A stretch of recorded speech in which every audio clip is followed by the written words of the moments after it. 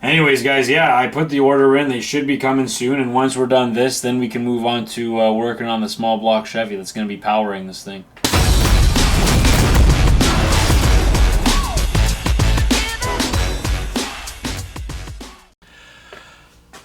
One second, guys.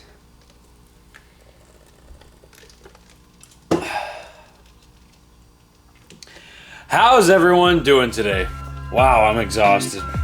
Got a good one today, guys. We are going to be working on the front end of the car. But more importantly, I know that most of you guys are here because you want to see who's going to win the giveaway from my last video. So I will be going through the comments section of that video and we'll be picking a winner right now because I know you guys can't wait.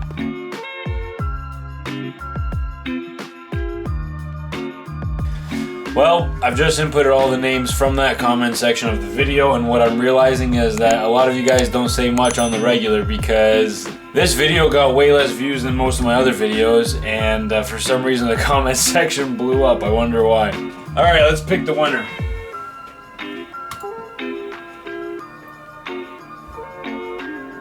And the winner is Gilbert Medina. I recognize his name for a while. I know you've been subscribed for quite some time, so congratulations. If you don't already know, then that means you haven't been on my website, which is the top of the link of the description. But you have options between all of these shirts here. You got the lifted Wrangler ones here, and then you got the V8 Prelude ones up there.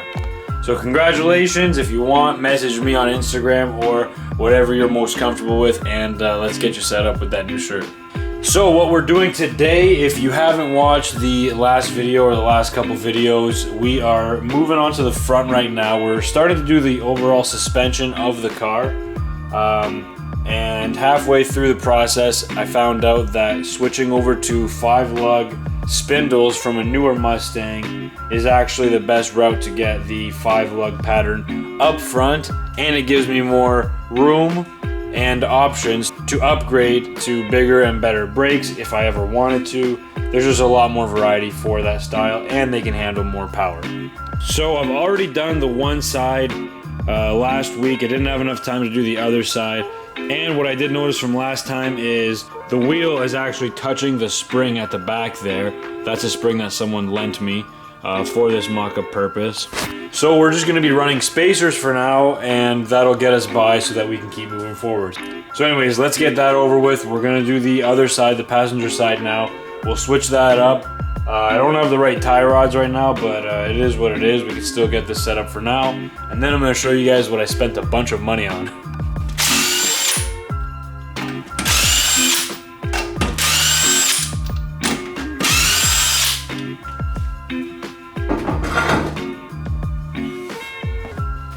So before I take this apart, I can show you guys a good look of what's going on here. So these are the Fox body rotors and spindle.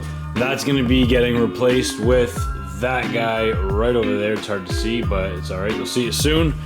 And since I got the new struts on that one, or newer struts on that, I'm going to be replacing the struts as well. I think the struts from the Fox bodies, like the 91s, are interchangeable with like the 96 Mustang. Anyways, when I'm going to coilovers, I won't be needing this spring in between the subframe and the lower control arm. So that's going to be coming out right now. My main focus is to get these to the 5-lug so that I can get the Prelude rims back on all 4 of these wheels, and we're going to add spacers to the front today. That way the wheels will fit. So right now I'm going to be removing that spring because it's got to go, and then we'll switch out that spindle. And guys, don't try this at home. I may look like I know what I'm doing.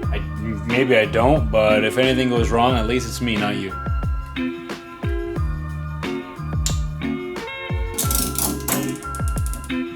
Yeah guys, so don't try what I'm doing at home right now. I got these giant zip ties, and that's what I'm going to use to keep the spring compressed. And when I let the jack down, the lower control arm will drop. I got to undo the strut still. But then that spring should stay compressed enough that it can be pulled out easily, and then I'm gonna go out in the yard and start chopping those away. Alright, I got like 5 of those zip ties on there right now. So let's drop this and see what happens.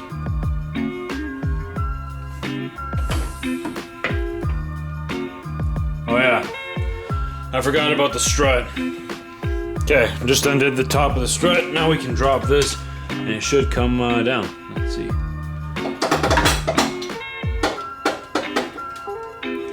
It looks like the spring is staying compressed, which is pretty good.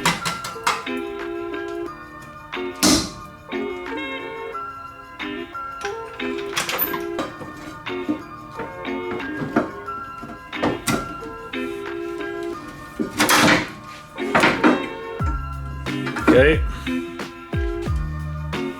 Now, yeah, let's get this out of here.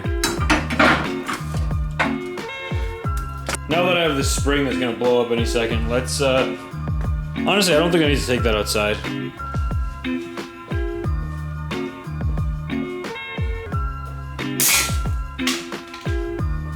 I just went to go grab the snips to start cutting those off, but apparently I didn't need to. Yeah, they're all already, they already took care of themselves.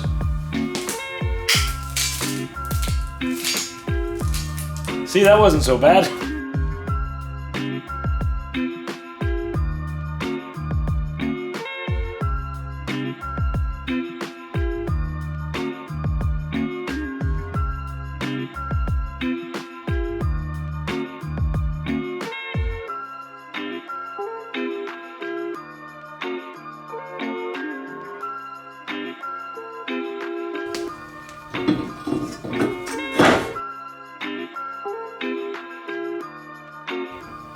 Alright, so keep in mind, I don't have anything hooked up, like the tie rods are not done. I'm probably going to need new lower ball joints. I'm going to get all that set up. But if you've been following, you know that I'm just trying to get this to the point where I know things are going to work, get the engine running, and when we're ready, I'm going to get all brand new parts and slap this together the right way. Because right now I'm just trying to do proof of concept. But I figured since I'm at this stage right now, I can kind of show you guys what the caster and camber plates are going to be doing. As you can see, I'm adjusting the wheel like this, or I'm just moving it around, rather I'm not adjusting it. But up top here is where the strut hooks up. And that's why when I get the caster and camber plates, I'm gonna have that adjustability so that I can get the fitment and the camber exactly where I want it to be. So yeah, just thought I'd show you guys that. Okay, now before I get too far ahead of myself with what I'm doing on the car, I already got a few things in my head that I know I want to order, so I want to write those down. And then I'm going to show you guys what I ordered too, because when those come in, we're going to be taking the front end apart anyways to put it back together with some new parts. So, the front wheel spacers, I didn't do them yet, but like I said, when my new parts come in, we'll throw all those together. But the big thing that we're doing today, might as well do it in green, because actually, green don't work. So, I ordered my springs. I'll be showing you guys what I ordered, and it was not cheap. It set me back quite a bit, but I finally did it because I need them. Passenger side, strut and spindle, we did that. Front wheel spacers, again, like we'll do that next time. Headers for Greg. That's my buddy Greg with the MG Modern Garage. He's probably going to need some custom headers done, and I think I got a guy that will do it, so I got to reach out to him and ask him if he can do that, and yeah, try to help Greg out a little bit. But what I need is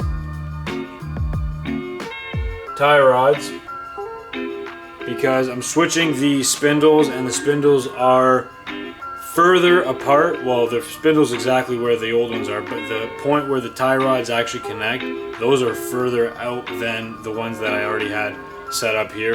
So I'm going to need to figure out what tie rods I need to make this work. And I'm also going to have to do the strut tower plates. That's something that my buddy Chris is working on. He's making me some custom plates for the top so that when we get it all situated, we can throw those in, and then we can bolt everything up so that it's actually where it needs to be. So those are things I need to order. Let me take you over to the office and I'll show you guys what I bought. Alright guys, so for the front end, I ended up buying these coils. These are for a Fox body, and they should be a direct bolt in. After I get those strut plates done, Like I was telling you guys, Chris is going to make those. So these are for the front. They bolt into the spindles that we just put in right now. Then at the top, they'll be bolting into the caster camber plates that we're going to be installing. And for the rear, I also went with some QA ones as well. And these ones are going to have the center through bolt up top, and then they're going to have a side through bolt at the bottom, which should go into the bracket that we have at the bottom. And again, Chris made me a plate already for each side for the back, so once these arrive, we should be able to install them.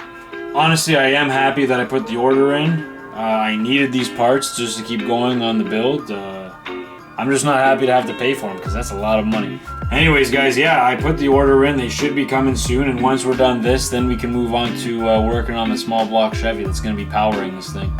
Well, I figured I'd leave this part in at the end because I just wanted to make sure you guys got to see a little bit of what's going on with the car and an update to see where we're at.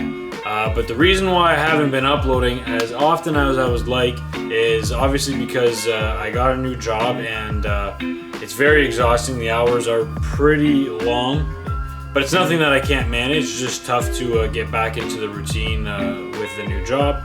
But on top of that, I'm working on something that I've been waiting for a couple of years now, and that's installing a huge garage door in the side of my garage right now so that I can actually use this like a proper garage, work on the car with the door open and everything, because as of now, we brought it in from a small little opening in the wall over there that's not actually meant to be a garage door. That's going to get sealed up permanently, and we're going to have a proper roll-up garage door soon. So that's where I've been. As you can see behind me, we've cleared out most of that area because we're going to be starting that next week. So we are going to be busy again. Hopefully next time I upload a video, you guys will see the new garage door, and it'll all be worth it. I cannot wait for that. Anyways, guys, we didn't do much on the car today, but that's because the important stuff is on its way, and when that comes, then we'll be making some real progress. Hopefully get this car to a rear-wheel drive rolling chassis, which is the main hurdle of the project.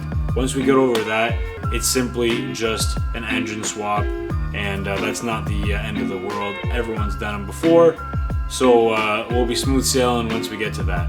I have a potential sponsorship deal that's coming up for a pretty sweet giveaway, so make sure you guys don't miss that. I will be uploading that as soon as I can. And yeah, thank you guys for your ongoing support, and we will see you guys next time.